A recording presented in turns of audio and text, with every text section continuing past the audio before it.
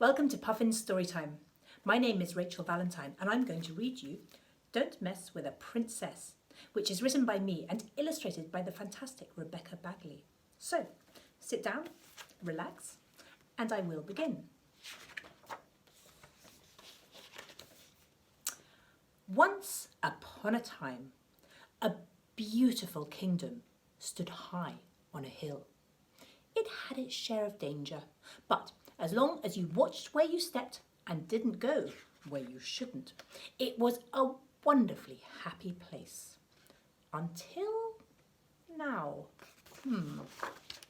Because the king had received warning of an ogre who was causing mayhem, flattening trees, stamping on houses and terrifying everyone. King Hugo ordered his knights to capture the ogre, and he warned his 3 precious granddaughters, Princess Thea, Princess Leaf, and Princess Juno, to stay in their tower and absolutely not, on any account, to mess with the ogre. Mess with him? Snorted Juno. He'd better not mess with us. Besides, grinned Thea, folding up the patchwork quilts they were meant to be making. Why should the knights have all the fun? Come on, said Leaf, eyeing up the quilts. I've got a plan. And soon the 3 princesses were ready to fly.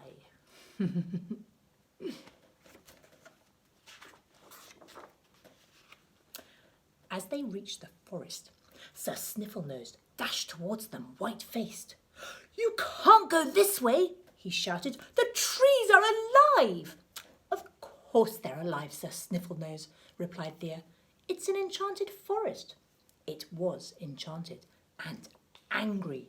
Twisted, groaning trees towered over terrified knights, trussing them up and snapping their swords.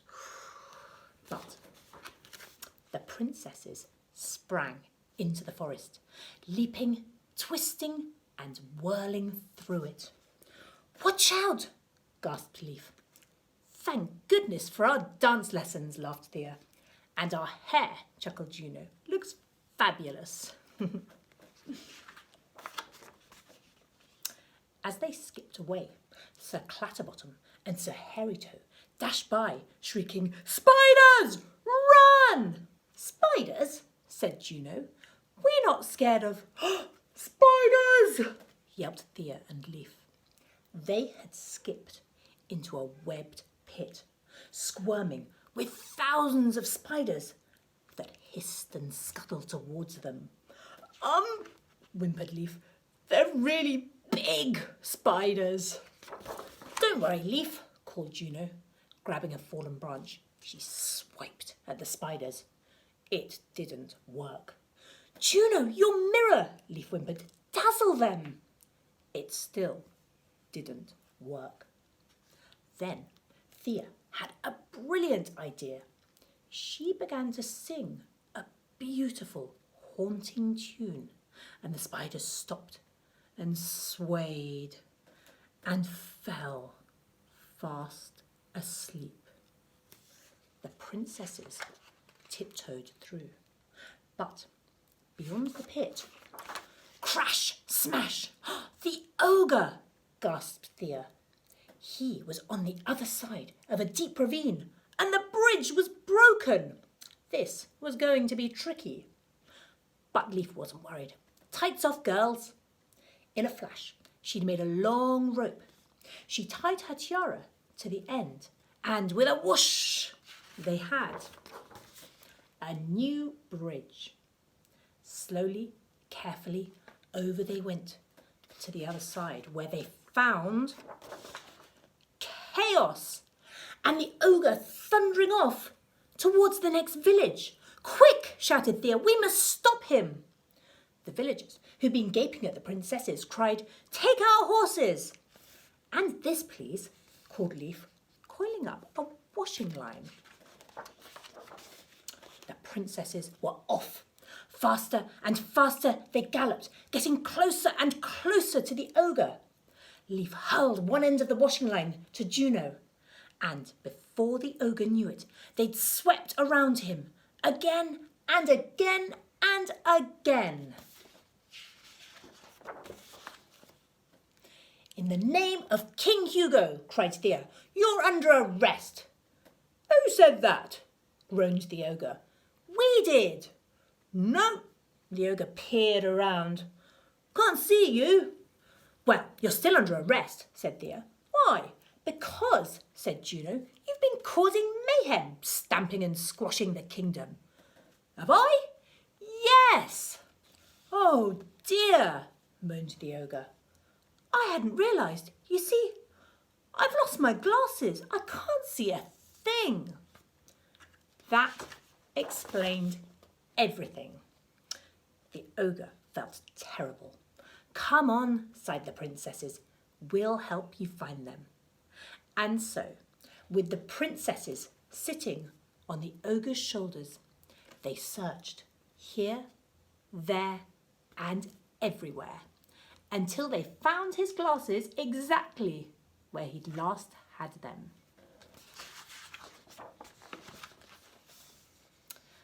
Back at the palace, King Hugo gathered everyone together. "We're here to recognise great bravery." "Why, thank you," Sir Clatterbottom bowed. "It was nothing," murmured Sir Snifflenose. King Hugo gave them an odd look. "As I was saying—" "Golly!" The ogre stared across the room. "You're princesses!"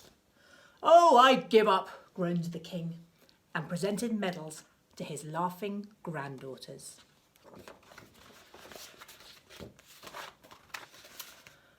"My dear girls," said King Hugo over dinner, "the next time there's a terrifying creature on the loose, you won't go messing with it, will you?" "Well," said Juno. "No, stop!" The king stuck his fingers in his ears. "I don't want to know." The end. I really hope that you enjoyed that. Thank you so much for listening to Puffin Storytime. Take care. Bye-bye.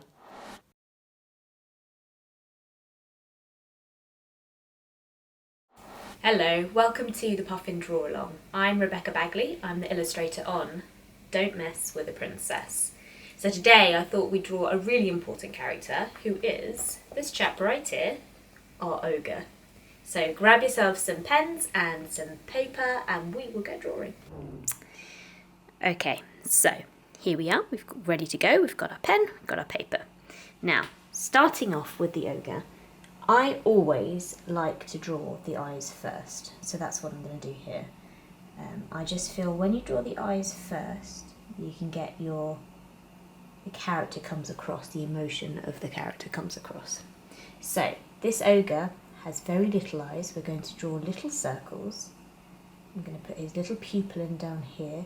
I want him to be looking this way, kind of down, because he's quite a big ogre, so he's always looking down to see anybody. And then the other one over here, quite far apart his eyes are. And he's got quite small eyes. If you've read the book, you might know why that's important. And if you haven't, then maybe you should. So draw his two little eyes there. And then it's very important that he's a grumpy ogre. He's causing lots of problems in the kingdom. So I'm going to give him some angry eyebrows. Eyebrows are really important for showing emotion. So for angry ones, we start on the inside of the eye and we come out to the top like this. Okay, so we want this kind of diagonal line, like almost imagine a V in the middle of his face to make his angry eyes. But our ogre has been living in a swamp. He's quite unkept, so he's got much bigger eyebrows than that. So in this same shape, this downward line like this, we're going to draw his messy eyebrows like this. Almost like your granddad, or maybe your dad. No judgment here. So he's got angry eyes, that's a good start. So next we're going to draw his nose. Now the ogre's got a big nose, because he's a big ogre. All of his features are big apart from his little eyes. And the nose is almost like, it's sort of like a raindrop shape, but only half of it. So you start from the top Bring it all the way down and show this nice big round bit at the bottom here. That's the bit he smells all his horrible ogre smells with. So we've got that.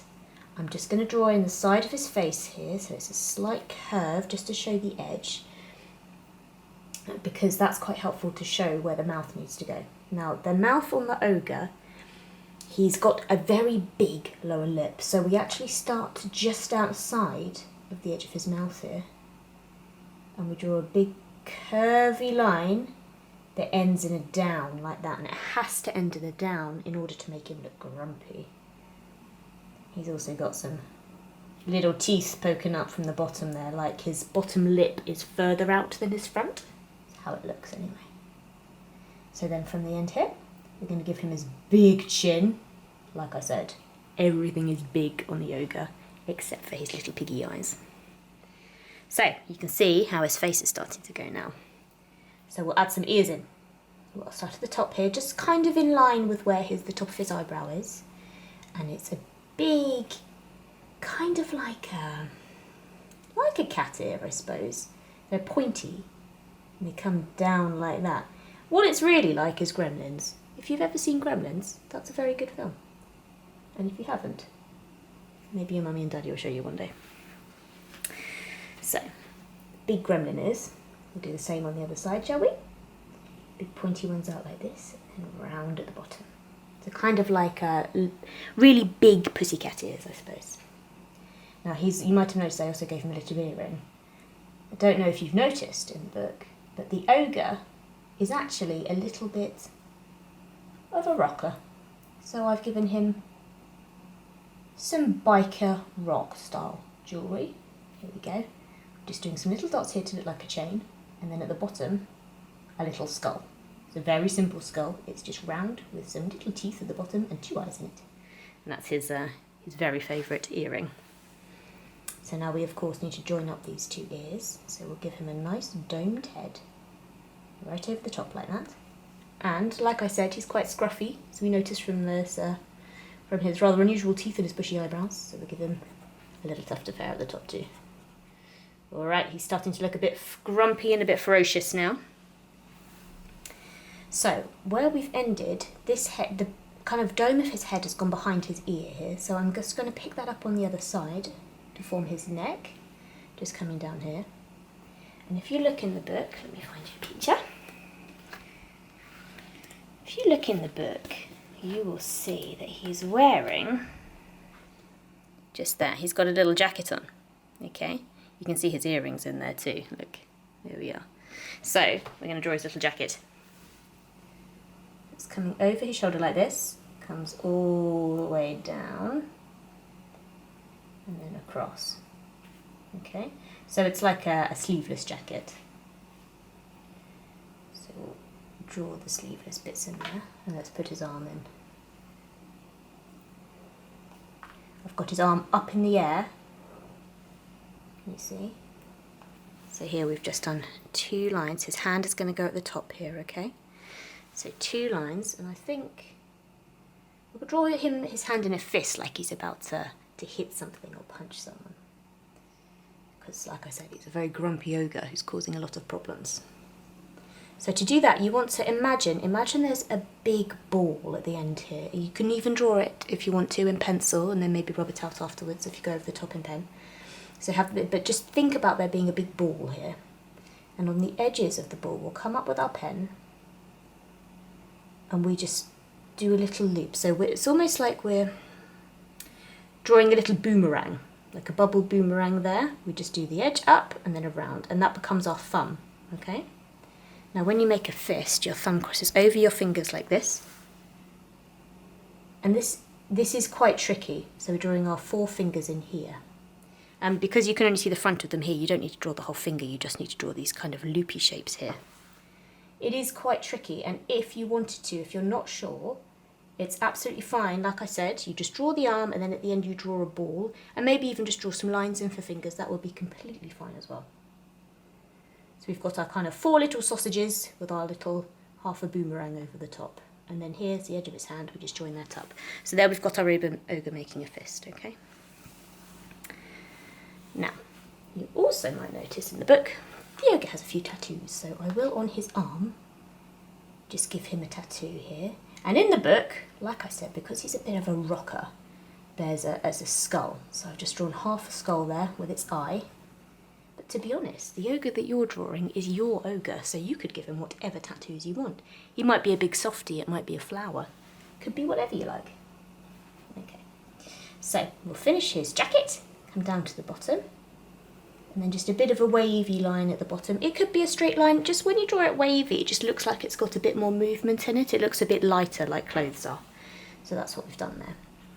And again, keeping with the rocker theme, he's got some spikes here on the top of his jacket, his leather jacket. So we'll draw those in too. Okay, so now we've done one arm, one side of his jacket. I'll put him in a little pocket with a zip at the bottom. There we are. Don't know what he keeps in there. Whatever ogres keep in their pockets. It could be anything. And we'll do the same on the other side, okay? So because he's looking this way, there are going to be some things that are hidden by his face. He's slightly turned to the side. So, we'll draw the edge of his jacket there. And then we'll draw, what should we do? We'll do the spikes of his jacket just here.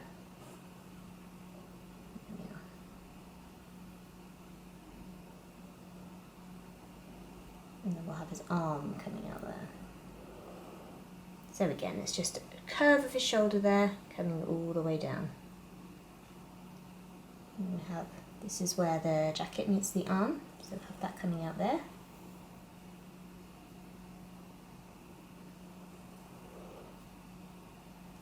Right, and we'll have a fist on this side too, but because this one was facing forward, this one will be facing away because of the angle. So we'll just draw that down there. And again, this is like the circle that I told you about. I'm just going to draw some lunks so it looks like the back of his knuckles there. Can you see? When you've got a fist, it's just it's like a big ball, but you've just got a few lumps on it, so that's what I'll draw. And there's his thumb out the side there. Okay, so just like that. That's what we've done there. And again, some tattoos. He's not our ogre without his tattoos, so we'll put those in too. And my version of the ogre on the other side he's got a tattoo of a heart here. There we go. So he is. And then, as you can see, I haven't set this up very well, so I'm running out of space at the bottom, but that's okay. We're going to draw in his belt buckle, and we'll imagine that his little legs are just running off the end.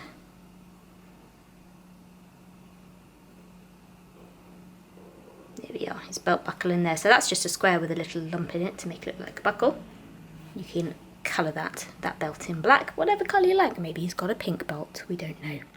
And then out the back, we will just draw his big ogre tail. And he's got some little spines on the end. So hopefully you enjoyed it and you've drawn yourself a lovely grumpy ogre. Thank you so much for watching the Puffin Draw Along, and happy reading.